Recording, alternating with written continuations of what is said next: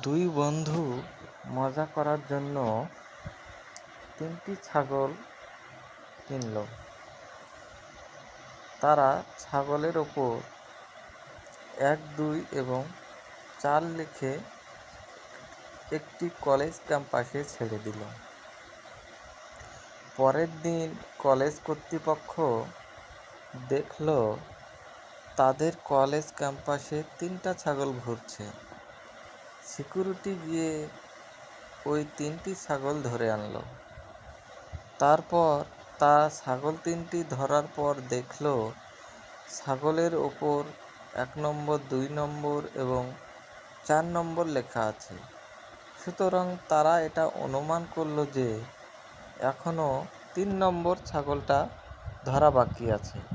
তারা সবাই মিলে তন্ন তন্ন করে খুঁজেও 3 নম্বর ছাগলটি পেল না। পাবেই বা কী করে, কারণ 3 নম্বর ছাগল তো ছিল না। আমরাও জীবনে অনেক সময় এই একই রকম ভুল করি। যে জিনিসটা আমরা পাবো না বা যার কোনো অস্তিত্ব নেই, সেটাকে অনেক সময় পাওয়ার চেষ্টা করি।